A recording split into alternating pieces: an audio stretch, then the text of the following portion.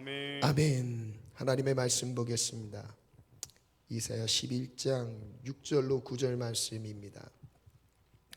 이사야 11장 6절로 9절 말씀.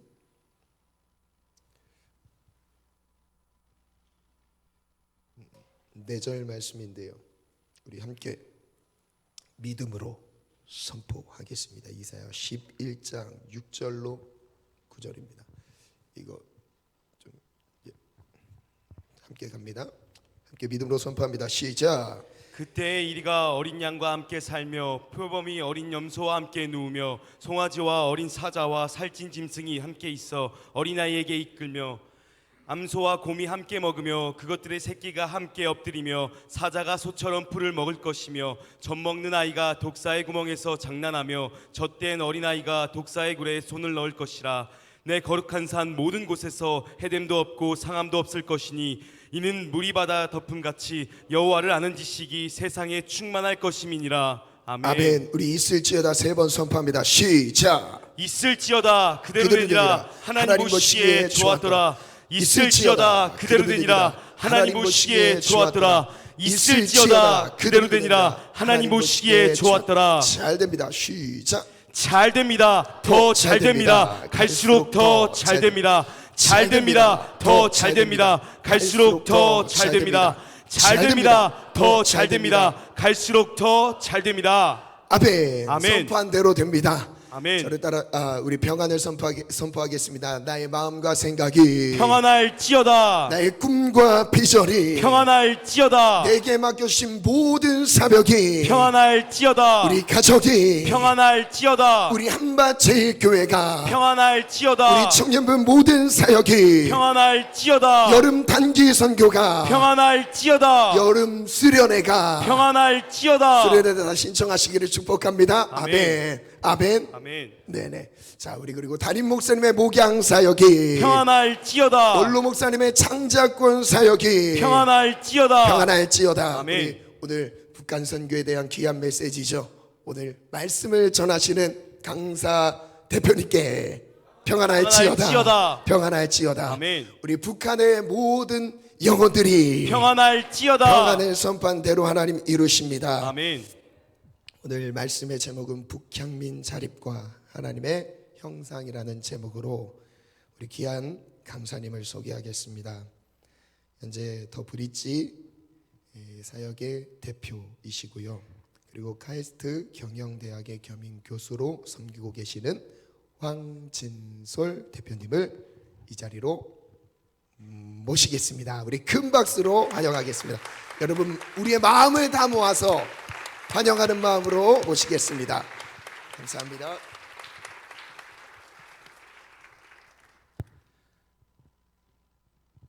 네, 안녕하세요. 방금 소개받은 더브릿지 황진솔입니다. 다시 한번 인사드리겠습니다. 안녕하세요. 네, 오늘 이렇게 오랜만에 이렇게 청년부 대학 청년부 예배를 같이 드렸는데 제가 같이 찬양하고 하는 순간에 제가 오히려 더 많은 격려와 이렇게 은혜를 받는 것 같아서 되게 충만한 마음으로 이 자리에 올라오게 돼서 감사드립니다. 여러분들의 하나님 나라를 향한 열정과 마음이 느껴졌고 또 그것들을 통해 하나님이 이 열방 가운데 하나님 나라를 여러분들을 통해 어떻게 이루어가실지에 대한 기대감을 갖게 되었습니다. 이렇게 귀한 한밭제일교회에서 여러분들이 정말 멋지게 주님의 군사로서 훈련받고 그리고 더 나아가서 이 세상 속에 정말 참된 빛과 소금의 역할을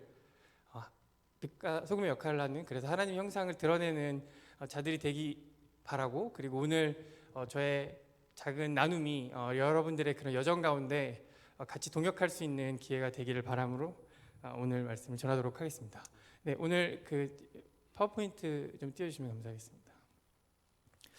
네, 그래서 저희 제목이 북향민 자립에 대한 이야기고요. 그리고 하나님 형상 회복을 위한 부분입니다. 그래서 저희는 우리 모두가 예수님을 닮은 사람으로 살길 원하는 이 세상에, 그래서 예수님이 우리에게 좋은 친구가 되어주신 것처럼 우리도 북향민들에게 좋은 친구가 되자라는 메시지를 좀 여러분들에게 전하고 싶습니다.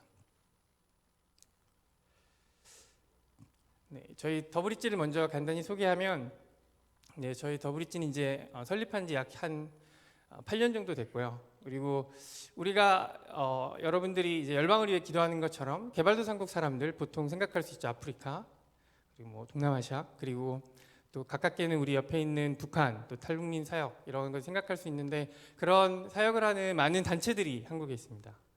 근데 이제 제가 사업을 이제 처음 시작할 때 하나님이 저에게 주신 마음은 하나님의 관점으로 그들을 바라보는 것이었습니다. 방금 목사님이 선포하셨던 것 중에 하나가 보시기에 좋았더라라는 말씀이 있었잖아요. 우리가 개발도상국 아프리카 사람들을 생각할 때, 그리고 탈북민을 생각할 때 때로는 그분들이 불쌍하다, 나보다 좀 부족하다 이런 생각을 하면서 그분들을 돕는 우리가 사역들을 많이 합니다. 물론 그것이 굉장히 필요한 마음입니다. 왜냐하면 그 하나님이 긍휼함을 우리에게 주신 것도 하나님이시거든요. 그런데 하나님의 마음이 과연 하나님의 관점으로 그들을 본다면 과연 불쌍한 마음으로만 그 사람들을 바라볼까? 나의 아버지가, 나의 어머니가 나의 부족함도 있지만 내가 가지고 있는 나의 가치, 가능성 그런 것들에 더 집중하지 않으실까? 그런 마음 하나님이 저에게 주셨습니다. 그래서 북향민 분들, 저희는 탈북민이 아니라 북한이 고향인 사람, 그래서 북향민 이렇게 부르거든요. 그래서 북향민 분들, 그리고 개발도상국 사람들을 바라볼 때 그들이 어렵고 열악한 상황에 있는 것도 많지만 하나님의 마음으로 그들이 가지고 있는 가치와 가능성은 무엇일까? 그리고 그것에 집중해서 그것들이 그 사람들의 경제적 자립으로 발현되어진다면 저는 그것이 하나의 하나님의 형상의 회복이 아닐까라고 생각을 합니다. 우리 모두는 하나님의 존귀한 자녀로서 창조받았잖아요. 여기 계신 여러분 한 분 한 분뿐만 아니라 우리가 만나는 탈북민, 북향민 분들, 개발도상국 사람들도 하나님의 귀한 피조물입니다. 그래서 저는 그 안에 하나님의 형상을 더 집중하기 원하고, 그리고 그것들이 회복되어지는 과정 속에서 그분들이 경제적으로 자립하고 그분들의 역량들을 발휘할 수 있도록 우리가 좋은 친구가 되는 것, 그런 미션을 가지고 더브릿지를 시작하게 되었습니다. 그래서 오늘 나눈 이사야 말씀처럼 제가 2006년에 연변과기대라는 곳이 있어요. 거기에는 이제 한국의 선교사님이 이제 중국 연변에 이제 대학을 설립을 하셨습니다. 근데 거기 가면 북에서 나온 북한 사람들도 그 학교에 다니고 있고요. 그리고 고려인들, 그리고 조선족 사람들이 굉장히 많이 있었습니다. 근데 거기에서 제가 큐티하는 가운데 하나님이 성탄절에 주셨던 말씀이 지금까지 제 인생을 이끌어가고 계시거든요. 그게 이사야 11장 말씀입니다. 여기에서 하나님 나라는 보신 바와 같이 이리와 어린 양이 함께 뛰노는 곳이 하나님의 나라라고 말씀하고 있습니다. 제가 옛날에 하나님의 나라 우리 많이 이렇게 얘기하잖아요. 과연 하나님의 나라가 뭘까라고 했을 때 어떤 생각을 한 적이 있었냐면 대학교 때 모든 사람들이 되게 평등해지고 똑같아지는 이렇게 수평적인 평등해진 이런 것들을 생각을 했어요. 그러니까 지금 약간 얘기하면 그 공산주의 사회주의의 유토피아 같은 평등한 것들을 많이 생각을 했거든요. 그런데 성경 말씀에서는 이리와 어린 양이 같아지는 게 아니라 여전히 이리와 어린 양이 존재합니다. 그런데 그들이 함께 공존하고 함께 어우러지는 곳이 하나님 나라라고 하더라고요. 그래서 제가 그때 깨달았습니다.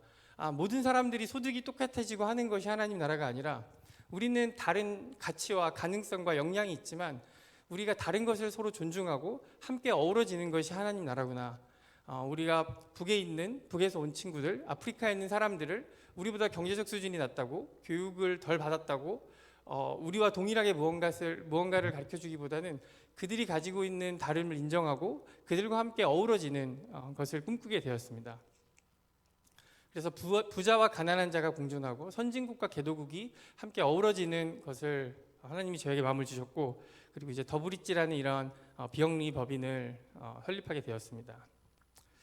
그래서 말씀드렸던 것처럼 저희는 북향민과 개발도상국 분들의 역량과 가능성에 집중을 하고 있고요. 그분들이 그런 것들을 통해서 취업과 창업을 통해 자립할 수 있도록 저희가 필요한 자원을 연계를 하고 있습니다.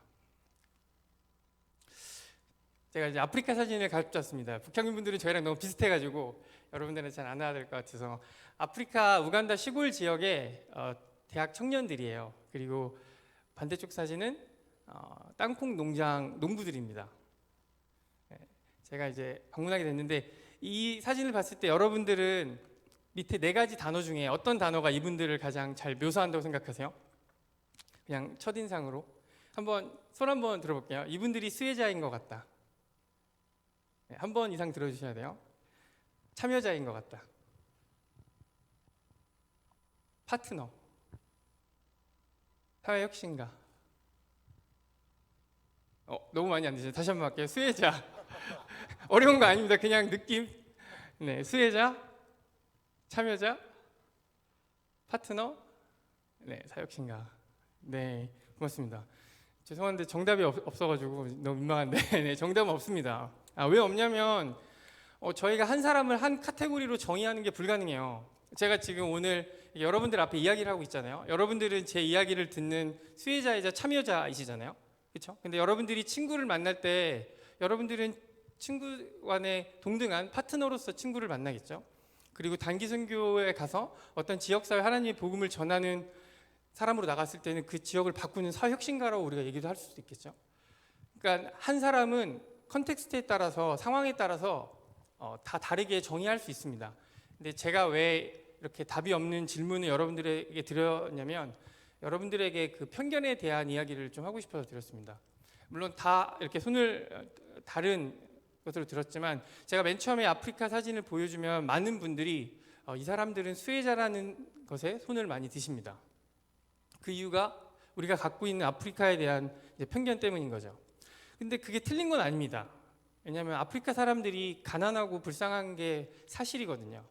근데 문제가 뭐냐면 우리가 그들을 수혜자로만 생각한다면 불쌍하고 도움을 줘야 되는 사람으로만 생각한다면 어떤 문제가 생기냐면 제가 직접 경험한 거예요. 아프리카에서 이분들에게 제가 그분들을 수혜자로 생각하면 그분들과 저와의 대화가 제한이 됩니다. 어떤 얘기를 할 것 같아요? 네, 맞습니다. 먹을 걸 주세요. 필요한 돈을 주세요. 무엇을 달라는 도와달라는 얘기로 한정이 돼버리더라고요. 왜냐하면 제가 그 사람들을 수혜자로 바라보는 거 알고 있기 때문입니다. 근데 똑같은 사람인데 이 우간다 사람을 제가 저의 친구로 바라봤습니다. 파트너, 동등하게. 그러면 이 사람이 저에게 하는 이야기가 우간다에는 이런 음식이 맛있고 우리는 이런 거 하면서 놀아. 우리는 이런 유명한 관광지가 있어. 이런 이야기를 합니다. 이게 자연스럽죠. 친구로서. 그럼 저는 BTS를 얘기하고 김치를 얘기하고 제주도를 얘기하겠죠. 이렇게 너무 흥미로운 것은 동일한 대상인데 내가 그 사람을 어떻게 인식하냐에 따라서 그 사람과 내가 대화하는 대화의 내용이 완전히 달라진다는 것을 깨닫게 되었습니다. 어떻게 보면 우간다 사람들이 굉장히 열악한 상황이 있기 때문에 우리가 그분들을 도와줘야 되는 상황도 분명히 있지만 다른 면으로는 우리가 가지고 있지 않은 무언가를 가지고 있고 그들과 내가 친구가 될 수 있고 함께 할 수 있는 것들도 분명히 있습니다. 근데 우리가 가지고 있는 편견 때문에 때로는 오늘은 통일 선교 주간으로 탈북민을 생각한다면 동일한 문제가 발생을 합니다. 계속 누군가를 도와줘야 된다라는 긍휼함이 때로는 독이 돼서 그 사람과 나의 관계가 도움을 주고 받는 자로 한정짓게 되는 오류가 생길 수도 있다라는 얘기를 드리고 싶었습니다. 그래서 제가 더브릿지라는 비영리 법인을 설립할 때 나는 다른 비영리와 조금 다르게 다른 비영리도 필요하지만 우리는 탈북민과 개발도상국 사람들을 나의 친구, 나의 파트너 그리고 그들의 가능성을 집중한 그런 마음으로 이 일을 담당하고 싶다라는 마음으로 이 일을 시작했습니다. 그래서 오늘 이야기의 처음부터 끝은 이 편견에 대한 이야기가 담겨져 있습니다. 우리는 제가 예수님 닮은 친구 되기라는 말을 부제로 붙였는데 편견을 어떤 사람에 대한 편견 혹은 상하의식을 갖고 그 사람과 친구가 될 수 없습니다. 누군가를 도와줄 수는 있지만 친구가 되려면 나와 공감대가 이루어지고 내가 배울 것이 있고 함께 공유할 수 있는 것이 있어야 되거든요. 그리고 어떻게 보면 이 편견의 가장 강력한 힘은 만몬입니다. 우리가 무의식적으로 생각하고 있는 이 자본주의 시대의 돈이 주는 힘이 굉장히 강력합니다. 그래서 돈이 가진 사람은 뭔가 우월해 보이고 돈이 없는 사람은 열등해 보이는 우리가 마음으로는 그것이 잘못됐다는 건 알지만 그런 것을 무의식적으로 인식하고 사는 세상에 살고 있습니다. 그래서 그것들을 깨는 것이 저는 하나님 나라 확장에 있어서 그 만몬과의 싸움에 우리가 꼭 필요한 부분이라고 생각을 하고 있습니다. 자, 그래서 제가 개발도상국 사람들 또 탈북민, 북향민 분들을 지원하는 재정적으로 지원할 수 있는 방법이 여러분들 아시다시피 두 가지가 있습니다. 하나는 기부, 하나는 투자입니다. 제가 앞에 이 사진을 보여드렸는데 이분들에게 기부가 더 잘 어울릴까요? 투자가 더 잘 어울릴까요? 네, 투자라고 생각하시는 분. 기부라고 생각하시는 분. 네, 기부가 조금 많은 것 같은데, 네, 투자일 수도 있고 기부일 수도 있습니다. 근데 이제 기부라고 생각하려고 하니 이분들이 그렇게 불쌍해 보이지 않죠. 되게 뭔가 표정과 삶 자체가, 그래서 뭔가 기부를 하려면 훨씬 더 불쌍하고 열악한 모습들이 느껴져야 우리가 기부 활동을 하죠. 그래서 기부해주기도 조금 애매한 사람처럼 보여집니다. 투자하려고 하니 과연 이 사람들이 내가 투자해서, 투자자들은 투자 수익률로 생계를 유지하잖아요. 그러니까 투자 수익이 기대가 안 되면 투자하지 않습니다. 그죠? 근데 과연 투자자들이 이 아프리카 분들한테 투자를 할까요? 되게 좋은 대학을 나오고 아주 훌륭한 스타트업들이 많이 있는데 쉽지 않죠. 그러니까 제가 아프리카에 되게 한 30개가 넘는 개발도상국을 다녔지만 제가 만난 많은 사람들은 대부분 이 사진에 있는 사람 같은 분들이었거든요. 막 너무 불쌍해서 죽어가는 사람들도 아니었고 엄청나게 대단해서 투자를 받을 수 있는 사람들도 아니었고 그냥 평범한 농부들, 나름대로의 열정과 자립에 대한 열정과 아이디어가 있는. 근데 저에게 고민이 봉착된 거죠. 이분들은 기부로 지원을 해야 하나 투자로 지원을 해야 하나 애매하다 라는 부분이 제가 발견한 하나의 문제였습니다. 그래서 이 기부와 투자도 받기 애매한, 하지만 이 자립의 열정과 의지가 있는 분들을 저희가 임팩트 기부라는 새로운 용어를 하나 만들어 봤어요. 그래서 어떻게 되냐면 개발도상국 혹은 북향민 창업가분들 있잖아요. 그런데 그분들이 사업에 필요한 이제 재정을 저희들한테 요청을 하면 저희가 크라우드 펀딩으로 그 사업 자금을 모금해서 그분들에게 기부로 드립니다. 그냥 그분들이 기부금은 원래 기부금을 드리면 여기서 이제 기부금 영수증을 발행하고 끝나거든요. 근데 저희는 좀 특이하게 기부금을 구성해봤어요. 잘 자립해서 탈북민과 개발도상국 사람들이 받은 기부금을 재기부하는 것을 약속을 합니다. 법적으로 구속력은 없습니다. 대출이 아니에요. 기부로 주고 잘 자립하면 원금을 다시 재기부해 주세요. 재기부한 자금은 우리가 다른 분들의 자립을 위해서 사용하겠습니다. 이렇게 얘기를 합니다. 그래서 개발도상국 사람들이, 탈북민분들이 잘 자립해서 재기부된 것으로 다른 분들을 지원해서 기부금이 이렇게 순환되는 형태의 좀 어려운 이제 모델을 저희가 만들어서 임팩트 기부라는 용어를 붙였습니다. 좀 생소하시죠? 그래서 저희가 영상을 하나, 정리한 영상을 하나 보여드리도록 하겠습니다. 혹시 동영상 첫 번째 영상 보여주면 좋겠습니다.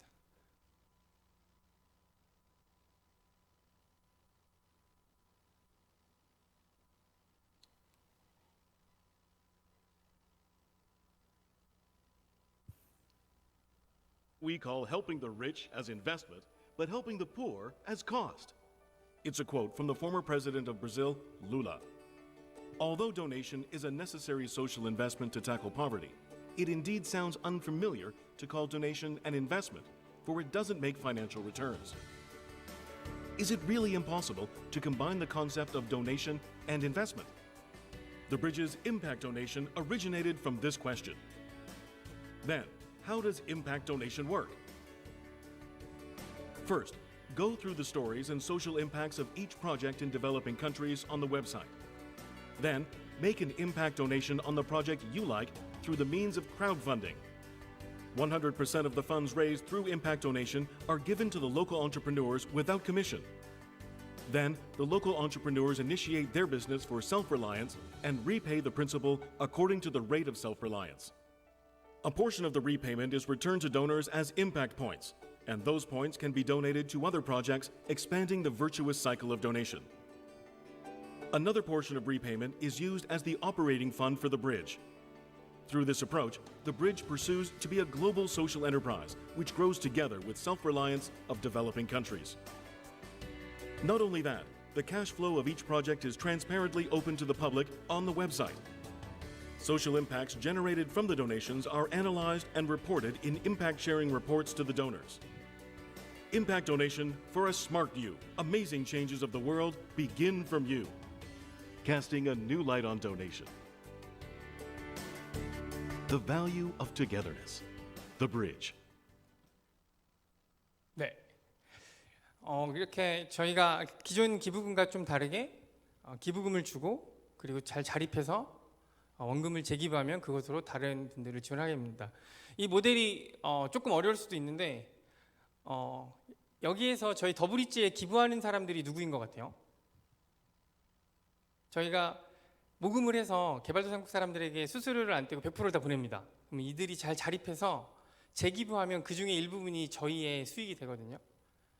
그렇죠? 영상에 보신 것처럼. 그러면 여기에서 저희 더블리츠에 기부한 사람은 누가 될까요? 한국에 있는 기부자가 아니라 개발도상국 사람들이 저희 더블리츠의 기부자가 됩니다. 이해가 되시나요?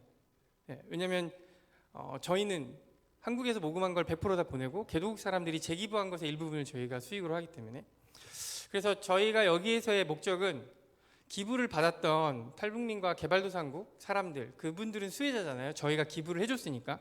근데 그분들이 잘 자립해서 이제 이분들이 누군가를 돕는 수혜자에서 기부자로 그분들의 정체성이 바뀌는 것을 저희는 목적으로 합니다.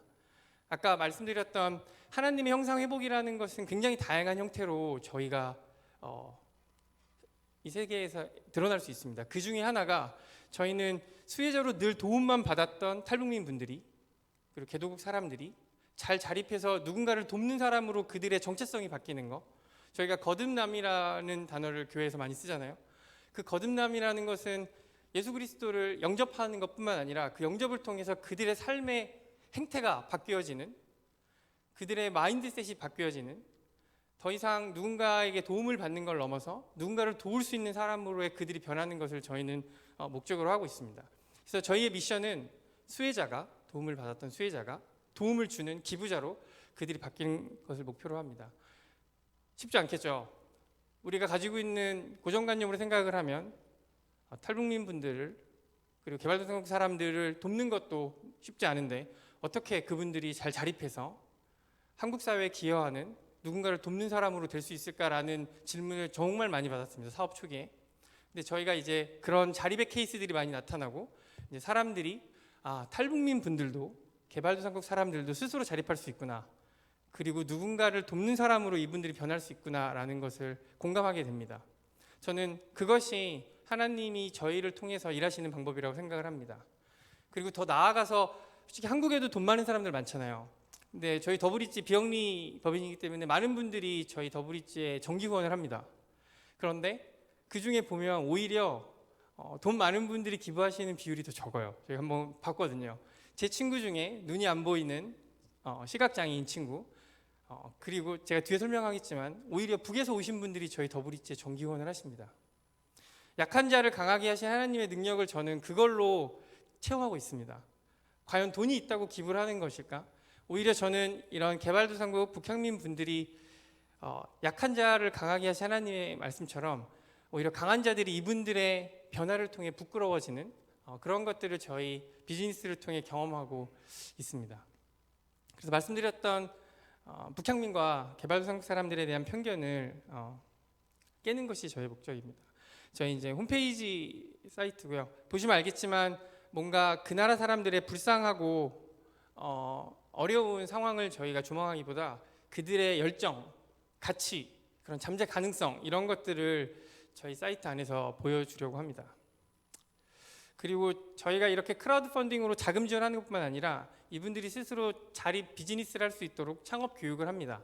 코로나 전에는 개도국에 직접 가서 창업 교육을 했고요. 코로나 기간에는 북향민분들과 개발도상국 위에 온라인으로 저희가 창업 교육을 진행을 했습니다.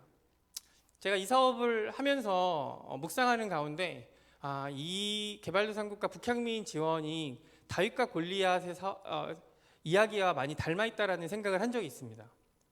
다윗과 골리앗 이야기 우리 다 알잖아요. 근데 오늘 제가 얘기하고자 하는 주인공은 다윗 골리앗이 아니고 사울 왕입니다. 다윗과 골리앗이 싸우려고 할 때 다윗이 돌팔매를 들고 나가잖아요. 근데 사울 왕이 기억하시겠지만 다윗에게 잠깐 한 다음에 이스라엘에서 가장 값비싼 갑옷과 방패를 다윗에게 줍니다. 야, 네가 골리앗과 싸우는데 내가 줄 수 있는 게 이것밖에 없다. 그래도 이게 가장 내가 갖고 있는 소중한 거니까, 좋은 거니까 이걸 가지고 싸워라. 근데 돌팔매를 열심히 가지고 돌렸던 어린 다윗에게 이 갑옷이 너무 무거운 거죠. 아무리 비싸도 너무 무거운 거죠. 다윗이 그 갑옷을 입고 만약에 골리앗과 싸웠다면 어떻게 됐을까요? 패배했겠죠. 다윗에게 맞지 않은 옷이었습니다. 근데 제가 여기서 주인공은 사울왕이라고 했죠.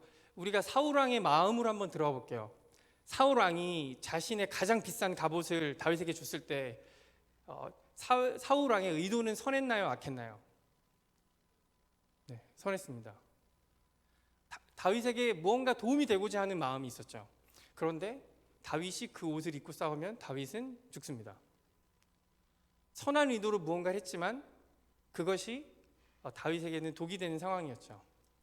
국제개발협력, 또 우리가 취약계층을 도울 때 이런 실수들을 많이 합니다. 우리의 의도는 굉장히 선해요. 누군가를 돕고 싶다라는 마음을 합니다. 하지만 우리가 돕고자 하는 대상의 삶, 그리고 그들의 가치, 그들이 가지고 있는 역량은 바라보지 않고 나의 입장에서 그 사람을 돕는 것에만 집중하게 됩니다. 그래서 내가 하는 모든 행동들이 합리화되죠. 근데 굉장히 슬프죠. 나는 선한 의도로 누굴 도왔는데 그것 때문에 누군가가 오히려 자립하지 못하고 더 나아가 그것 때문에 득이 아니라 독이 된다면 그것만큼 슬픈 일이 없죠. 지금 우크라이나와 러시아의 전쟁은 명확한 이해관계가 있는 전쟁입니다. 그 안에도 많은 시민과 어린 아이들이 죽어서 우리가 굉장히 슬퍼하고 함께 기도하고 있죠. 그렇게 명확한 이해관계가 있는 전쟁 안에서도 저희는 슬픔과 애통함을 느낍니다. 그런데 우리가 누군가를 돕기 위해 아프리카에 갔는데, 그리고 탈북민에게 손을 내밀었는데 나의 도움 때문에 이 사람이 죽었다면 우크라이나 러시아 전쟁보다 훨씬 더 슬프고 비극적인 상황이겠죠. 제가 오늘 다 이런 이야기를 드릴 수는 없지만 이 현장에서 10년 이상 일을 한 저에게 이런 상황들을 너무 많이 보게 됩니다. 우리의 의도와 다르게 결과가 이렇게 된 것. 그 이유는 우리가 돕는 대상을 나의 관점으로만 바라봤고 그들이 가지고 있는 강점과 가치에 대해서 우리가 깊이 묵상하지 못했기 때문입니다. 그래서 때로는 투자보다 기부가 어렵습니다. 왜냐하면 누군가를 돕고자 하는 우리의 선한 의도가 우리의 모든 행동을 합리화시켜 버립니다. 굉장히 무섭죠. 나는 이렇게 선한 마음으로 했는데. 그래서 우리가 여러분 단기 선교 갈 때도, 그리고 어떤 탈북민이라는 그룹을 우리가 지원을 할 때도 그분들을 취약계층과 어려운 사람으로 보기 이전에 그분들의 삶 자체, 그분들의 가치, 어쩌면 그게 더 하나님의 마음에 우선이 될 수도 있을 것 같아요. 그들의 가치에 먼저 집중하는 거. 그래서 이 스토리가 제가 묵상할 때 하나님이 주셨던 마음이라 여러분들에게 꼭 나누고 싶었습니다. 네, 그래서 저희가 북향민 분들은 한 100여 분 넘는 분들의 창업을 지원을 했고, 그리고 개발도상국에는 45개 국가의 많은 분들의 창업을, 자립을 저희가 지원을 하고 있습니다. 제가 오늘 주제처럼 예수님에 대한 이야기를 조금 더 하고 싶어요. 성경 말씀을 찾아보니까 예수님이 우리에게 친구라고 하시더라고요. 여기 누가복음, 요한복음에 나오는 것처럼. 근데 솔직히 저희가 예수님 친구가 될 자격이 좀 없잖아요. 좀 부끄럽기도 하고, 예수님과 어떻게 내가 친구가 될 수 있지? 근데 예수님이 왜 우리에게 친구라고 하셨을까? 이게 어떻게 가능할까라는 걸 묵상해봤을 때 친구는 과연 무엇일까? 우리가 서로를 깊이 이해하고 진심으로 함께 할 수 있는 것을 보통 친구라고 하잖아요. 그래서 잘 안다는 것은 무엇일까? 예수님 입장에서 우리를 친구라고 했을 때 예수님이 성육신 하신 것이 그 첫 번째, 우리와 친구 되기 위해 첫 번째 실행이셨다고 생각을 합니다. 우리를 이해하기 위해서 인간의 몸을 기꺼이 가지고 이 땅에 오셨죠. 어떻게 보면 제가 아까 다윗과 골리앗, 사울왕이 이야기를 했지만 수혜자 중심의 사고를 하신 것입니다. 우리의 마음으로 우리를 바라보신 거죠. 우리의 죄가 어떤 건지 누구보다 예수님은 잘 이해하고 계셨죠. 그리고 우리의 죄뿐만 아니라 우리 안에 하나님의 형상, 그 빛이 무엇인지도 예수님은 누구보다 잘 알고 계셨죠. 그 빛을 알기 때문에 예수님은 우리를 위해 십자가에 못 박혀 돌아가셨죠. 결국은 우리의 죄 때문이기도 하지만 그 죄가 거쳤을 때 우리 안에 어떤 빛이 있는지를 예수님은 아셨기 때문에 기꺼이 십자가에서 돌아가실 수 있었습니다. 그래서 어쩌면 예수님은 우리와 동등한 인간됨을 취하시고 우리의 친구가 되어주셨죠. 그러면 과연 나에게 우리가 크리스찬으로서 예수님을 닮아가는 삶을 사는 것을 성화라고 하잖아요. 그래서 저는 이런 예수님을 닮아가는 삶, 나 역시도 누군가에게 좋은 친구가 되는 것, 내가 돕고자 하는 탈북민 분들에게 내가 좋은 친구가 된다면 그것이 그래도 작은 예수님의 흔적을 따라가는 삶이 아닐까 이런 생각을 합니다. 그래서 좀 재밌는 에피소드로 친구 되는 것, 어떻게 보면 동등하게 우리가 서로를 대하는 거잖아요. 뭐 북에서 왔다고 얼굴이 까맣다고 이렇게 편견을 갖는 게 아니라 그게 뭘까? 근데 제가 했던 것 중에 제일 쉬운 거는 그냥 밥 한 끼 얻어먹는 거였습니다. 이제 제가 개발도상국을 많이 가거든요, 아프리카에. 그럼 아프리카에 가면 항상 제가 밥을 사야 될 것 같은 부담감이 있어요. 왜냐면 어쨌든 가난한 나라잖아요. 근데 가끔 어떤 친구들이 자기가 밥을 산다고 합니다. 그럼 제가 보통 거부하고 우리는 내가 살게 이렇게 얘기를 하죠. 근데 그러면 친구가 되기 힘들어요. 왜냐면 밥을 사는 사람과 밥을 얻어먹는 사람이 정해져 버리거든요. 그냥 한 끼 얻어먹으면 됩니다. 한국에서는 만약에 오면 내가 10,000원짜리 밥을 사줄 수 있지만 개발도상국에 가면 그 사람이 500원짜리 밥을 먹고 사는 지역에 있으면 500원짜리 밥을 얻어먹으면 되는 거거든요. 어려운 게 아닙니다. 그렇게 밥을 얻어먹기도 하고 사주기도 하고, 그리고 때로는 저희 이제 북향민 창업가분들이 고맙다고 저희들한테 이렇게 뭐 선물 같은 걸 주세요. 뭐 이렇게 USB 케이블 같은 걸 제작하는 회사에서는 그런 것도 기념품으로 만들어주고 받으면 됩니다. 근데 굉장히 신기한 게 아프리카에서 제가 처음 그런 선물을 받은 게 아니라 한번 뺏어봤어요. 야, 이거 방석을 손으로 만드는 게 있어서 하나만 줘. 나도 너희 나라에 뭘 도와주러 왔는데 이거 기념품으로 그냥 하나만 줘. 그러니까 이 아프리카 여자분이 엄청 황당해하는 거예요. 뭐 좋은 나라에서 와가지고 돈도 안 내고 내 방석을 달라고 해. 막 웃으면서 황당해하는 거예요. 근데 제가 뺏었죠. 근데 그 다음에 어떤 일이 일어났냐면 이 여자분이 이제 이 비즈니스 하는 분인데 친구들한테 자랑하기 시작하는 거예요. 야, 한국에 누가 왔는데 이 방석이 좋다고 내가 선물로 하나 줬어. 근데 그게 너무 자랑스러운 거죠. 네, 정말 별거 아니잖아요. 근데 그거 안에서 저희는 자연스럽게 친구 관계가 형성이 되더라고요. 그래서 제가 개발도상국 가면 많이 뺏어오고 많이 얻어먹고 그렇습니다. 근데 저는 처음에는 그게 힘들었는데 지금은 너무 행복하더라고요. 그들과 이렇게 친구가 될 수 있다는 거. 언제든지 제가 아프리카에 가면 누구 집에서 하루 이틀은 잘 수 있는 거, 그런 친구들이 전 세계에 생겼다는 거, 그런 부분들이 어떻게 보면 예수님이 저에게 보여주신 것 같아요. 예수님도 우리들과 함께 동등함을 취하시고 제자들과 밥도 먹고 모든 걸 함께 하셨잖아요. 정말 친구처럼. 그런 모습이 제가 이 더브릿지 안에서 저희가 이뤄가는 그림입니다. 그래서 저희가 오늘 얘기하는 북향민 이제 창업가, 북향민의 자립에 대해서 조금 더 집중해서 말씀드리도록 하겠습니다. 그래서 저희는 북향민 분 중에 창업하시는 분들을 저희의 친구로 인식하고, 그리고 통일 시대에 아주 중요한 역할을 하실 분으로 생각을 하고 있습니다. 어쨌든 한국에 오면 우리도 창업이 힘들잖아요. 이분들은 더 힘들겠죠. 네트워크도 없고 문화도 어색하고. 그런데 이분들이 잘 성공해서 자립하면 엄청나게 많은 임팩트를 만들어냅니다. 북에서 왔는데 자본주의 남한사에서 창업하는 것 자체가 대단한 도전이고 용기거든요. 역량 있는 분들이고. 근데 이분들이 성장하면 자기보다 어려운 북한에서 온 탈북민들을 고용합니다. 솔직히 아마 한밭제일교회 안에서도 북향민 분들이 많이 있는 걸로 알고 있어요. 그분들이 제일 고민이 경제적 자립, 한국 사회 한 구성원으로서 온전히 스스로 자립하는 것일 것입니다. 그렇죠? 한국에 누군가의 도움을 받기 위해 온 북향민은 별로 없을 거예요. 그렇겠죠?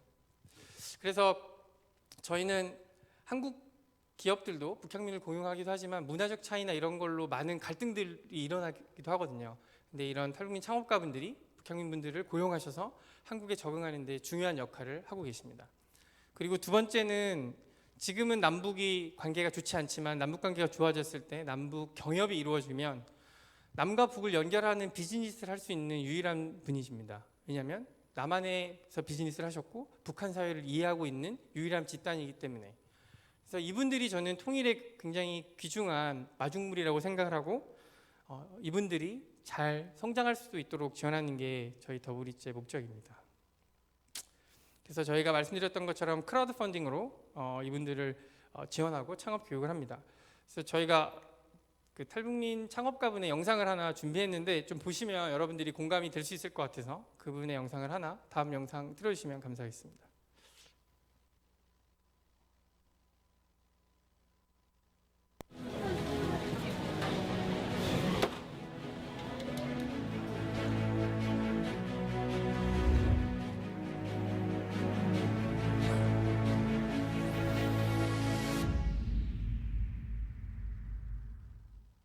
짝태는 첫째, 둘째도 맛입니다. 북한에서도 그 남녀로서 누구나 좋아하는 건어물의 한 종류인데 명절이나 이런 데 구애되지 않고 가정들에서 뭐 술안주나 밑반찬이나 사계절 이용하는 건어물의 한 종류입니다. 더블리츠가 주관이 돼서 그 구글이나 아산 나눔재단의 직원들을 통한 블라인드 테스팅을 했는데 다른 업체와 견줬을 때 우리 유진통 짝태가 7대3의 비율로 맛있다고 이런 평가를 받았습니다. 제가 2008년도 대한민국에 와서 아직 그 자본주의사에 대한 이런 파괴 없는 조건에서 여러 가지 일을 많이 했습니다. 그래서 뭐 현장일도 해보고 리포트 기자도 한번 해보고 하면서 정말 아닌 말로 뭐 못 들을 소리도 들으면서 과연 현실이 이렇게 우리가 그 뭐 자기 자립이 없이 살아가도 되겠냐, 그래서 이 나라에 정착을 할 수 있겠냐 이런 생각에서 제가 뭐 북한에 있을 때 수산물 무역 사업을 했기 때문에 이걸 살려가지고 한번 대한민국에서 내 정착의 터전을 잡을 수 있는 기초를 마련해보자. 그래서 시작한 게 짝태 사업인데 대한민국 국민들이 탈북민들을 바라보는 시야가 아직까지는 이게 내 동포로구나 이러기 전에 이거 지나가던 또는 뭐 일감 찾아온 사람이로구나 이런 식으로 이해하기 때문에 우리 탈북민들도 이 사회 정착에 또 힘들어지고 뭐 회사를 들어갔다가도 언어적 차이, 문화적 차이 때문에 스스로 포기하고 나오고 통일이 됐을 때 대한민국의 뭐 대기업이나 중견기업 사장님들이 가서 북한 땅에 간다고 해서 자기 기업이 살아나거나 부동산을 할 수 있는 건 아닙니다. 그래도 여기서 먼저 온 통일, 이 탈북민들이 먼저 온 통일 아닙니까? 그래서 하나하나 준비시켜서 그 사람들을 북한에서 자기 활력을 발휘할 수 있게끔 지금부터 뭐 키워줘서 나가는 것이 앞으로 미래적으로 큰 기여가 되지 않겠는가. 국민들께서도 탈북민들은 남이 아니고 내 형제라고만 생각해주면 통일에 이제 교두가 될 사람들인데 서로 다 따뜻하게 안아주면서 이 나라가 국민으로서 바로 설 수 있게끔 도와줬으면 하는 바람입니다. 네. 그래서 여기 영상에서 제가 하고 싶은 이야기를 여기 북형민 창업가분이 잘 전달해 주신 것 같습니다. 어쨌든 이분들을 우리가 어떻게 바라보는지에 대한 뭐 단면인 거죠. 이제 사업하시면서 경험했던 어려운 부분들, 네, 그런 부분들이 있는 거죠. 네, 슬라이드로 다시. 네. 그래서 이 짝태 사장님이라고 할게요. 짝태 어색하시겠지만 짝태가 북한의 떡볶이 같은 북한 분들은 다 아시는 간식이래요. 예. 근데 이제 한국에서 약간 반건조된 명태 같은 그런 거라고 합니다. 근데 저랑 좀 인상이 그렇게 좋진 않죠? 이제 요즘에 뭐지 범죄도시 3 이제 나오는데 1 나왔을 때 그 조선족 비하한다고 안 좋게 했잖아요. 근데 제가 처음 뵀을 때 좀 무서웠거든요, 인상이. 그리고 이제 딱 처음 만났는데 까맣게 태닝된 차를 타고 이렇게 나오셔서 이렇게 살짝 문 내리시더니 저 미팅 있는 걸 처음 만나는데 네가 황진솔이야 이렇게 물어보시는데 너무 무서웠어요. 타라고 그러면서 뒤에 이제 카니발이었는데 자동으로 문이 쭉 열리는데 담배연기가 안에 꽉 차 있는 거예요. 내가 이거 타고 가면 다시 살아 돌아올 수 있을까? 진짜 인상이 좀 그렇잖아요. 저도 이제 뭐 편견 얘기를 주제넘게 하고 있지만 편견이 가득하게 이분들 이제 차를 타고 가서 이제 이분의 사업 얘기를 듣고 이분이 외모와 다르게 따뜻하고 굉장히 좋은 분이시구나 그러면서 한 2, 3년 정도 되게 깊이 교제하고 이제 친해졌습니다. 근데 돌아가셨어요. 재작년에 코로나로. 그래서 제가 너무 슬픈데 제가 이분과의 스토리가 너무 많이 있어서 이분 영상을 오늘 준비를 했습니다. 여하튼 이런 분이 있습니다. 짝태 사장님이라고 제가 할게요. 다음 장 슬라이드가 앞에 안 넘어갔는데. 네. 이 슬라이드가 안 넘어가는데 혹시. 네. 자, 이분이 굉장히 열정도 있고 재밌고 호탕하신 분입니다. 근데 이분이 이제 탈북민 직원들이 한 3-4분 있었어요. 이분이 자기 직원의 신혼여행을 따라갑니다. 이분이 대표예요, 자기 회사에. 근데 자기 직원의 신혼여행을 따라갔습니다. 제주도로 갔는데 왜 갔을까요? 이거는 같이 얘기하면 좋은데 오늘 이렇게 같이 얘기할 수 있는 자리가 아니라서 궁금하시죠?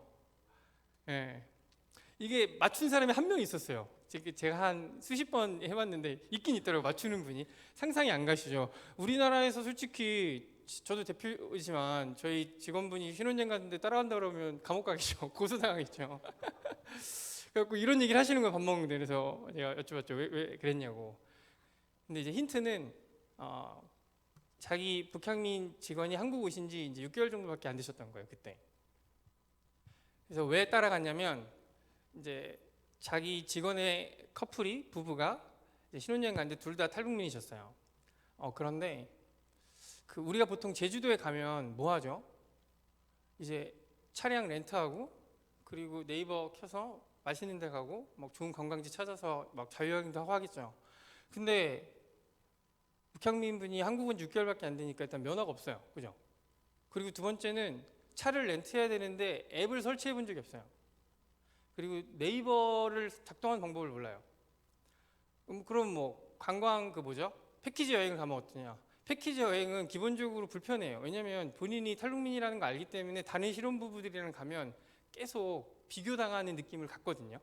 자이든 타이든. 그러니까 이 탈북민 창업가분이 짝태 사장님이 직접 자기 직원의 신혼여행을 따라가서 해주셨던 일이 자기가 차를 렌트해서 자기가 운전을 해주고 자기가 좋은 식당에 데리고 가고 좋은 관광지에 기사 역할을, 가이드 역할을 다 해주신 거예요. 되게 충격적이지 않으세요? 우리로서는 상상하기 힘든 어려움이겠죠. 우리는 너무 자연스러우니까 그런 것들을 사용하는 툴들이. 근데 북향민 분들에게는 처음 한국 왔을 때 너무 어렵고 불편하고 두렵기까지 한 거였죠. 이 탈북민 창업가분이 짝태 사장님이 그 어려움을 누구보다 먼저 알기 때문에 자기가 기꺼이 자기 직원의 신혼여행을 가이드이자 기사로서 따라간 거죠. 저는 이 북향민 창업가분들의 역할인 것 같아요. 여기 계신 분들도 아마 통일에 대해서 관심도 많고 북향민 친구가 많으신 분들도 있겠죠. 그런데 저도 그렇지만 그분들의 진짜 어려움을 우리가 이해하지 못하는 경우들도 있거든요. 근데 이분들은 그것을 알고 그것들을 배려하실 수 있는 분들이죠. 그래서 저희는 한국에 3만 명 정도의 북향민 분들이 있습니다. 그중에 창업하신 분들은 한 300-400명 정도, 저희가 그중에 한 100여 명 정도를 만난 것 같아요. 많지 않지만 그분들이 잘 성장했을 때 북향민을 바라보는 한국 사회의 편견이 바뀌고 그리고 그분들이 더 많은 어려운 상황에 있는 북향민 분들을 품을 수 있는 나무의 역할을 하실 거라고 생각을 합니다. 그래서 저희가 이렇게 북향민 분들 중에서도 창업가라는 아주 역량 있고 준비된 분들의 성장을 최대한 잘 지원하는 게 저희의 미션이고요. 그걸 통해서 한국 사회의 북향민에 대한 편견, 부정적인 혹은 무관심에 대한 편견들을 깨는 것이 저의 목표입니다. 그래서 저희가 하는 것 중에 하나가 그 프로그램 안에 브리징 원 코리아라고 해서 이 북향민 분들, 창업가 분들을 여러분들과 같은 청년들과 그 팀으로 연결해 주는 것이 저희 하나의 일입니다. 여러분들이 어떻게 보면 통일에 대해 기도하고 있지만 내가 가지고 있는 능력과 역량을 가지고 어떻게 통일을 준비할 수 있지라는 고민을 하시는 분들이 많은 걸로 제가 알고 있어요. 그럴 때 저희는 이런 탈북민 창업가분들을 연결해서 이분들이 성장할 수 있도록 여러분들이 그분들을 지원하고 또 이분들을 통해서 여러분들이 또 배우는 것들이 분명히 있습니다. 그렇게 서로 배우고 성장하는 관계성을 가지면 좋겠다고 생각을 합니다. 제일 중요한 거는 친구 되기. 어떻게 보면 누군가를 도움을 주고 받는 그 관계성을 갖기 위해서 여러분들이 좋은 친구가 되셨으면 좋겠고요. 그리고 이제 활동들인데요. 이제 이렇게 4명이 한 팀이 돼서 북향민 창업가분을 지원하고 있고, 뭐 이런 프리저브드 플라워라는 샵을 운영하시는 북향민 창업가시거든요. 근데 이분이 온라인 홍보나 이런 것들이 약해요. 북향민 분들이 마케팅, 브랜딩 이런 것들을 굉장히 어려워하십니다. 근데 이제 남한의 청년들이 팀을 짜서 블로그 글도 써드리고 카드 뉴스도 만들고 또 그것들을 주변 친구들에게 홍보해서 사업할 수 있도록 이제 지원하는 역할을 이제 3개월 프로그램으로 이렇게 운영을 했었습니다. 그리고 이분들이 이런 백화점이나 이런 데 키오스크로 본인의 사업을 이렇게 알리고 싶은데 그런 네트워크가 없잖아요, 한국에. 그래서 저희 더브리지가 소개를 통해서 현대백화점이나 이런 몰에 입점할 수 있도록 지원해드리는 일들을 하고 있습니다. 그리고 이런 순대, 이제 북한 음식 중에 유명한 아바이 왕순대 이런 거 하시는 분들, 또 이렇게 오프라인으로만 판매하는데 온라인으로 판매할 수 있도록 스마트 스토어나 쿠팡 이런 것들을 청년들이 열어주고, 또 블로그나 이런 것들 카드뉴스 글 작성해서 활성화하는 사업들을 하고 있습니다. 그래서 매출이 단기간에 굉장히 많이 올랐었어요. 그리고 이 순대 하시는 분은 연세가 50이 넘으셨는데 남한 청년들과 소통할 수 있는 기회가 없습니다. 좀 이따 얘기하겠지만 대부분 북향민 분들은 북향민 분들만의 커뮤니티로 움직여요. 자유를 찾아 남한에 왔지만 남한 안에서 고립되어 있는 커뮤니티 안에서 움직이는 경우들이 많습니다. 그리고 연세가 많으신 분들은 당연히 또 세대 간의 격차까지 생기기 때문에 이렇게 남한 청년들이랑 소통할 기회들이 없죠. 그래서 저희가 이렇게 통일에 관심 있는 분들과 북향민 창업가분들을 연결하고 함께 협력하는, 그게 저는 통일의 아주 중요한 작은 근육이라고 생각을 합니다. 우리가 뭐 남북 북미 정상회담 때 정상들이 남북 정상들이 악수하고 하는 것에 가슴이 굉장히 떨렸잖아요. 물론 정치적으로 그런 움직임들이 의미가 있습니다. 근데 우리 안에 남북 안에서의 교감과 협력의 연습이 없이 정치인들끼리의 악수와 그런 퍼포먼스는 어떻게 보면 근본적으로 이 문제를 해결하지 없겠죠. 그래서 저는 어떻게 보면 이런 작은 활동들, 여러분들이 참여하실 수 있는 이런 작은 활동들이 진짜 통일을 준비하는 우리에게 잘 보이지 않는 그 작은 근육들이라고 생각을 합니다. 그래서 저는 한밭제일교회 한 분 한 분 여러분들이 이런 탈북민 분들과 여러분들의 끼와 능력과 재능들을 활용해서 소통하고 좋은 친구가 되시기를 권고드립니다. 그리고 저희 홈페이지 보면 이렇게 탈북민 창업가분들 한 30개 정도를 기업을 소개하고 있어요. 그래서 들어가서 보시면 이 안에 북향민 분들의 음식, 뭐 제품, 서비스 이런 것들을 직접 구매해보고 피드백도 남길 수 있습니다. 이걸 통해서 온라인상으로도 여러분들이 이분들에게 피드백을 주고 좋은 관계성을 형성할 수 있는 거죠. 저희가 코로나 동안에 이런 프로그램들을 진행할 때 좋았던 건, 코로나라 힘들기도 했지만 좋았던 건 온라인으로 많은 것들이 전환되면서 지역에 있어서 할 수 없었던 부분들을 온라인으로 다 전환해서 할 수 있게 되더라고요. 특히 지금 청년 시대들은 온라인으로 좋은 친구가 되는 것들이 어렵지 않은 시대라는 걸 깨닫게 됐습니다. 그래서 우리가 8번의 오프라인 미팅을 원래 했었다면 그 중에 한두 번만 오프라인으로 만나고 나머지는 온라인으로 소통하고 서로 관계성을 쌓고 그런 프로그램들을 운영하게 됐습니다.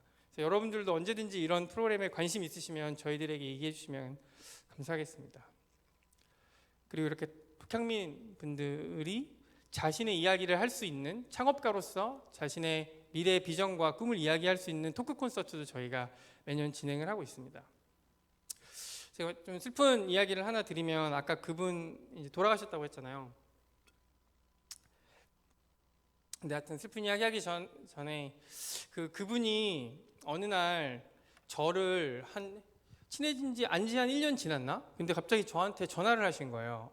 황 대표 나와서 밥이나 먹자, 저녁 같이 먹자. 그래서 제가 엄청 바빴거든요. 막 제안서 쓰고 이러느라고. 근데 또 북에서 오신 분이 밥 먹자고 하는데 거절하기도 좀 그렇잖아요.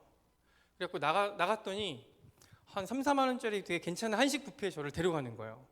근데 얼굴은 무서운데 또 엄청 자상해서 막 게살 발라주시고 막 이러더라고요. 그래서 뭐 나한테 뭘 부탁하시려고 이렇게 막 게살도 발라주시고 막 가족 얘기도 해주시고 또 자녀가 막 장애가 있고 막 이랬었는데 막 이런 슬픈 이야기, 기쁜 이야기 막 정말 친구 같은 이야기를 해주시는 거예요. 그래서 맛있게 먹고 또 대표님, 그 짝타 사장님이 자기가 딱 계산을 하시더라고요. 그래서 또 나한테 뭘 부탁하시려고 계속 이제 마음에는 근데 갑자기 영화를 보러 가자는 거예요. 밥을 먹고. 바쁜데. 그래서 영화도 잘 안 보는데, 그래서 또 거절하기 그래갖고 영화도 봤어요. 근데 또 영화도 그 짝새 사장님이 티켓을 딱 계산하시는 거예요. 그래갖고 자꾸 부담이 커지는 거죠. 자꾸 나한테 뭘 부탁하시려고 이렇게 대접을 해주시나. 근데 영화를 다 봤는데 아무 얘기도 안 하고 잘 가라는 거예요, 집에. 뭐지? 그래서 그냥 집에 왔습니다. 근데 집에 오는 순간에 제가 깜짝 놀라면서 뒤통수를 크게 한 대 맞은 것 같은 경험을 했어요. 그게 뭐였냐면, 제가 오늘 처음부터 지금까지 하는 이야기가 편견을 깨는 것, 그리고 탈북민분과 좋은 친구가 되는 것, 그게 전부거든요. 제 이야기에 뭐 취창업 이런 것은 다 하나의 그냥 결과물일 뿐이고, 제가 얘기하고 싶은 건 편견을 깨고 하나님 관점으로 그 사람들을 바라보고 좋은 친구가 되는 거, 그냥 끝이거든요. 근데 제가 이 탈북민 창업가를 친구로 바라본 게 아니라 내가 도움을 주는 대상으로 바라보고 있었더라고요. 그러니까 밥 사주니까 계속 뭔가 나에게 어떤 것을 요구하지 않을까라는 인식으로 그분을 바라본 거예요. 근데 이분은 저를 친구로 바라본 거였어요. 그래서 그냥 밥 먹자고 한 거예요. 친구한테 영화 보자고 한 거고. 내가 너무 부끄러운 거예요. 나의 미션을 이분은 이해하고 나를 친구로 대해줬는데 나는 이분을 여전히 도움을 줘야 되는 수혜자로 바라봤구나. 그러니까 이 사업을 하는 저도 이 모양이라는 걸 여러분들한테 솔직하게 말씀드리려고 하는 거예요.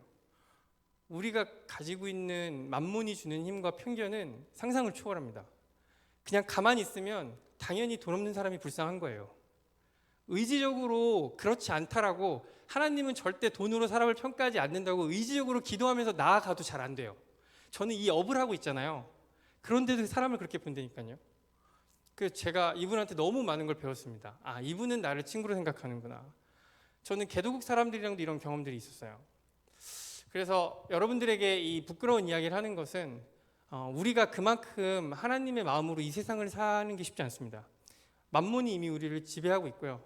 그리고 성령이 우리를 지배하게 하기 위해서는 끊임없이 의지적인 노력을 해야 한다는 것을 여러분들에게 꼭 말씀드리고 싶습니다. 그리고 정말 슬펐던 건 이분이 코로나로 돌아가셨어요. 제가 너무 슬퍼서 자세한 건 얘기할 수 없지만, 근데 이분이 돌아가셨을 때 저희 오늘 온 같은 더브리지 팀이랑 장례식을 같이 갔습니다. 근데 장례식장에 이분이 엄청 유쾌하시고 친구가 많거든요. 제가 생일날도 가보겠는데, 근데 생일날도 남한 사람은 저밖에 없었고요. 장례식장에도 남한 사람은 저희 팀밖에 없었습니다. 그게 저는 참 충격이었어요. 그리고 저희가 남한 사람이니까 그분이 돌아가셨을 때 막 법적인 문제, 막 되게 억울한 이슈들이 많았거든요. 그 병원에서 돌아가시기 전에. 근데 그 하소연을 남한 사회에 살면서 서러움에 대한 하소연을 저랑 저희 팀에게 하시는 거예요. 근데 제가 들으면서 느꼈던 게 어떤 거였냐면, 이분은 교회도 다니셨고 주변에 남한 사람들도 많이 알았습니다. 어떤 느낌이 들었냐면, 이렇게 북향민, 탈북민들이 남한에 와서 많은 사람들을 알지만 어쩌면 좋은 친구는 없었겠다. 그분들을 도와주는 사람들은 많았을 거예요. 교회 장로님, 의사, 변호사, 헌금해주고 기도해주고. 그런데 저에게는 밥 먹자고 전화해서 밥도 사주셨잖아요. 과연 이분이 그렇게 편하게 전화해서 밥 먹자고 할 수 있는 사람이 몇 명 있었을까? 좋은 멘토, 기부해주는 사람, 이런 분들이 많았을지 모르지만 진짜 좋은 친구는 많지 않았을 수 있겠다. 얼마나 외로우셨을까, 이런 생각들을 했습니다. 그래서 제가 마지막 장지까지 가면서 너무 마음이 아팠고, 지금도 그 생각을 하면 그렇습니다. 그래서 제가 계속 반복해서 말씀드리지만, 저는 여러분들이 뭐 특별한 어떤 전문성을 가지고 있지 않아도 상관이 없어요. 그냥 북향민과의 좋은 친구만 되어주는 걸로 그분들은 한국 사회에서 착하고 적응할 수 있는 가능성이 굉장히 높아집니다. 그것이 예수님이 저에게 보여주셨던 저는 사랑이라고 생각을 합니다. 네, 그리고 이제 이건 지나가도록 하겠습니다. 그리고 이제 마지막으로 저희 더브리지에 이렇게 기부해 주시는 북향민 창업가분들이 생기기 시작했어요. 저희가 도움을 주기도 했지만 잘 자립하셔서 저희 정기 기부를 해주시는 창업가가 처음 생겼는데, 그분이 돌아가셨던 짝새 사장님이 1호 저희 더브리지 정기 후원자셨습니다. 저의 미션이 달성된 순간이었죠. 누군가 돕고 도움을 받는 수혜자와 기부자의 벽이 허물어지는, 막힌 담을 허물라고 예수님이 오신 것처럼 저는 그 만몬의 장벽이 허물어졌다고 생각을 했거든요. 네, 그런 케이스들이 저는 기적 같았어요. 더블리츠에 정기원하는 탈북민이 생겼을 때. 그래서 이제 그런 분들이 지금 조금씩 생겨나기 시작했고, 그 영상 하나 보여드리고 제가 하나 더 소개해드리고 마무리하도록 하겠습니다.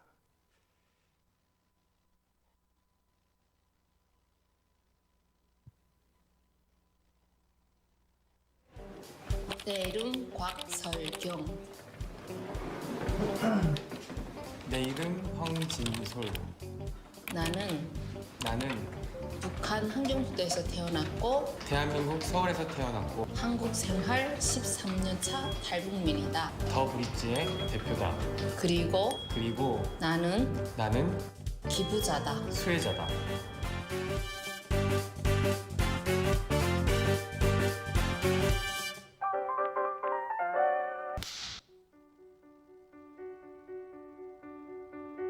창업하려고 준비를 하다가 이제 한국에 네트워크가 없다 보니 저희가 탈북민 창업가의 자립을 지원하는 프로그램을 운영하는데 그 프로그램에 이제 참여자로 참여해 주셨고요.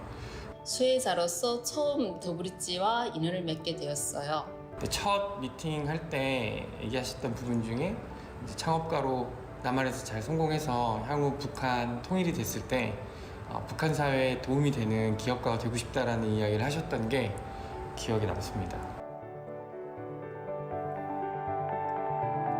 더블리츠만큼은 저희가 어떤 다른 기관보다도 이제 세터민이다, 사회 취약계층다 이런 선입감 이런 개념이 없이 그냥 일반 사람으로 일반인으로 대한민국의 한 국민으로서 동등한 시선으로 바라봐주고 더블리츠의 비전 자체도 수평적 협력 관계가 비전이기 때문에 저는 그 부분이 마음에 들어서 이제 기부를 시작하게 되었고 박 대표님처럼 잘 자립해서 저희 더블리츠에 기부해 주시는 탈북민 창업가 분들이 생겨나기 시작했어요. 궁극적으로 저희가 탈북민 창업가분들의 성장을 지원하는 조직이기도 하지만 또 그런 창업가분들이 또 저희에게 기부하시는 또 수혜자이기도 한 거예요. 그래서 이런 수혜자와 기부자의 벽이 허물어지고 있다는 것에 큰 보람과 의미를 느끼고 있는 것 같습니다. 더블리츠의 성장은 곧 저의 성장이니까 그들의 성장은 더블리츠의 성장이니까. 네, 고맙습니다. 네, 그래서 저희 미션이 잘 달성된 그리고 제가 꿈꿨던 그 하나님의 말씀이 이루어진 그런 장면들이라서 저희가 이렇게 영상으로 만들어봤습니다. 마지막으로 그 여러분들이 참여할 수 있는 몇 가지 것들을 공유드리고 이제 마무리 지으려고 합니다. 네, 슬라이드가 안 넘어가는데 다시 한번 체크 부탁드립니다. 네. 그래서 저희가 지금 되게 집중하고 있는 또 저희가 북향민 취업 지원을 하고 있거든요. 그래서 취업을 위해서도 여러분들이 좋은 친구가 되어서 뭐 필요한 이력서 작성이라든지 이런 부분들을 지원하실 수 있고요. 그 한국 교회에서 이렇게 사업하고 계시는 장로님들이나 이런 분들의 기업 리스트를 저희가 리스트업하고 또 취업하고자 하는 북향민 여성들을 리스트업해서 저희가 교육해서 이렇게 잘 취업할 수 있도록 연결하는 일을 하고 있습니다. 그리고 이렇게 한국 기업이랑 파트너십을 통해서 한국 기업에서 탈북민 기업 제품들을 구매하고 그리고 탈북민 분들을 고용할 수 있는 부분들도 진행하고 있습니다. 마지막으로 제가 이벤트 기부, 생일 기부 캠페인 여러분들한테 얘기 드리고 좀 마무리를 지으려고 합니다. 저희가 어떻게 보면 이 교회 안에서는 아직은 감사하게도 이 통일에 대한 불씨가 남아 있어요. 여러분들 이렇게 통일 주간으로 이렇게 우리가 예배하고 같이 이야기 나눌 수 있는 것만으로 감사한데 이 이외의 장소에서 이렇게 많은 분들과 탈북민 통일에 대한 이야기를 할 수 있는 곳이 흔치 않습니다. 그런데 과연 우리가 만약에 이것에 대한 공감대가 있다라고 해서 내 주변에 하나님을 믿지 않는 사람들에게 이 통일의 이슈, 탈북민의 이슈를 얘기하는 것은 참 어렵더라고요. 관심이 없는 무관심의 영역으로 간 청년들이 많이 있잖아요. 그래서 이것들을 어떻게 우리 안에 있는 이 열정과 하나님 나라에 대한 것들을 주변 사람들에게 알릴 수 있을까? 그래서 저희가 이벤트 기부, 생일 기부 캠페인이라는 것을 좀 한 5년 전부터 집중해서 하고 있습니다.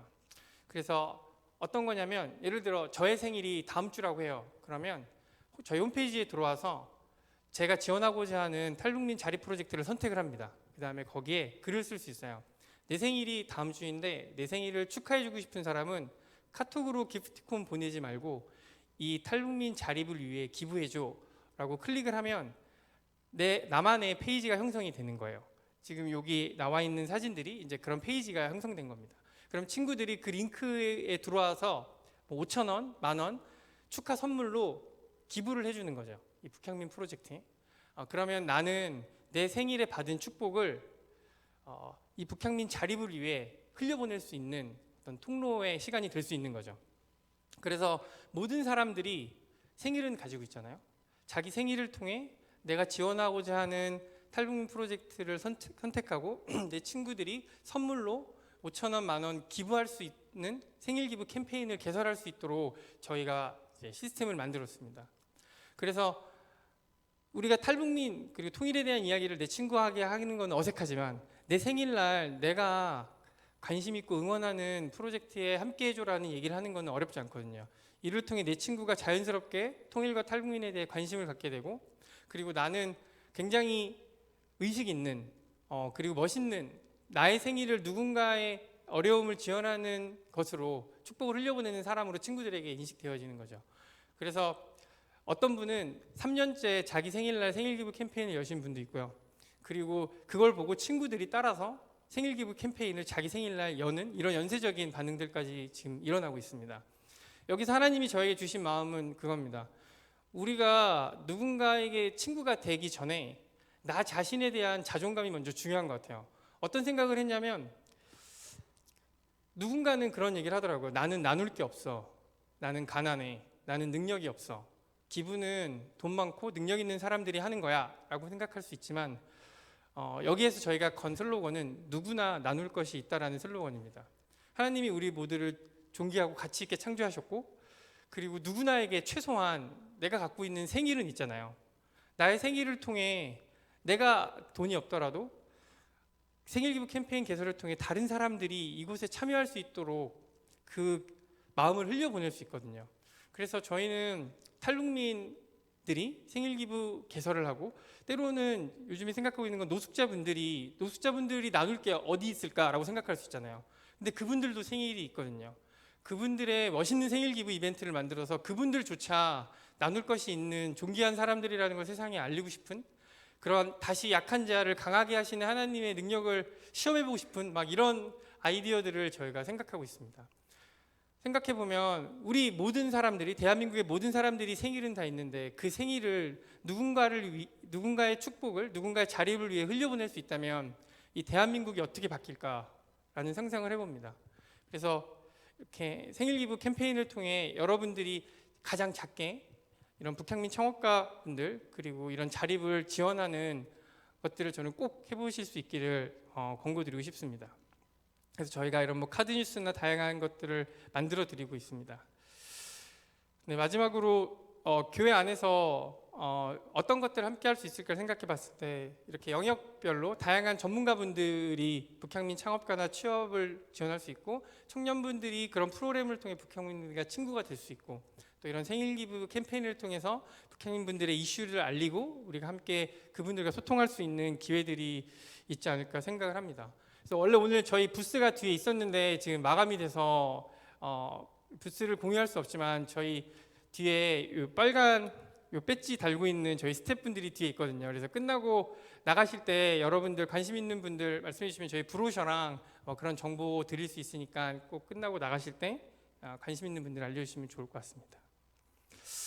네, 그래서 마지막으로 말씀드렸던 것처럼 이제 하나님의 형상 회복을 위해서 우리 자신부터 존귀한 자로 여기는 것, 그리고 내가 지원하고자 하는 이런 북향민 분들 안에, 그들 안에 하나님의 형상에 집중해서 예수님과 같이 좋은 친구가 되는 것.